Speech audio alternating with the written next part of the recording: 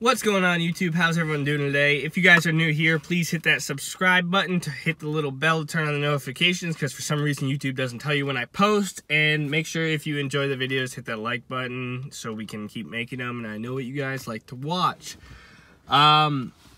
Today's video is 3 first world problems that I have with my Lifted Duramax. Now, I'm not currently sitting in my Duramax. I am on duty, which in the United States Marine Corps, we have 24-hour duty every once in a while, so I'm kind of trapped to base, and I can't really do anything too excited, so I thought I would make you guys a little fun video about my truck, that 3 things that really bother me. Now, I was going to try and think of 5 things, but there's not 5 things that really irritate me with it. I am getting sick or something, so please bear with me in my sniffles and whatever you want to call it. I can't really breathe too good, but as far as it goes, I'm going to hop right into it to keep this video kind of short.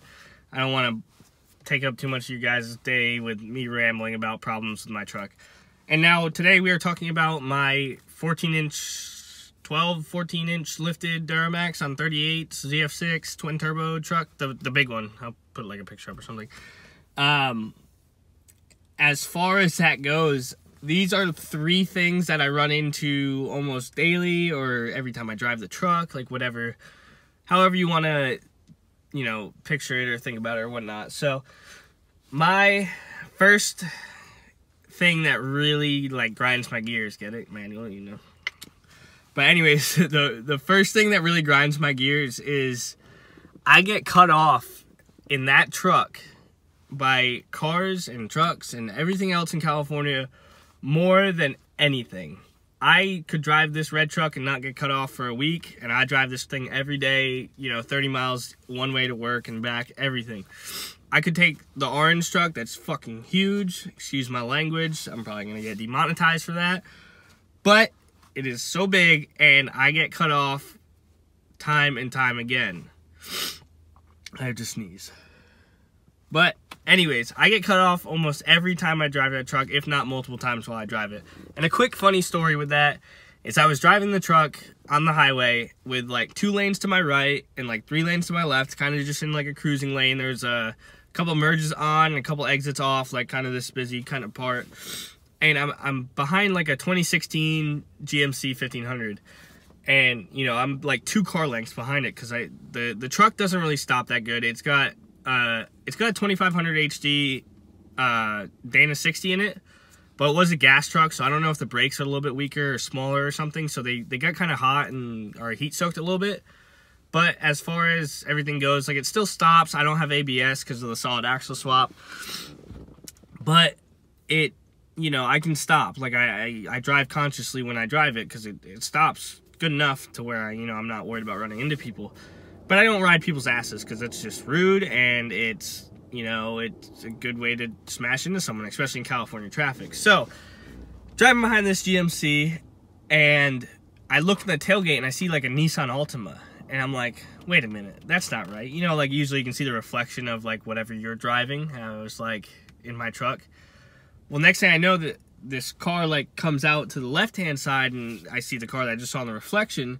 And she was so close to me that, one, I couldn't see her over my hood, and she had to be under my bumper. Like, when I saw her coming over, she was in line with my tire. So, I don't know how it worked. She might have been having a bad day, but this is just like a funny story, because she then proceeded to cut someone else off next to me and then flip them off. So, it was kind of like she was driving like a butthead for PG, you know? And she was mad at everyone else. I honestly didn't even do anything to her because I didn't know she was there. Like, I didn't, like, ride her ass. I didn't beep at her. Well, I don't have a horn, but I didn't flash my lights. Nothing. I didn't even know she was there.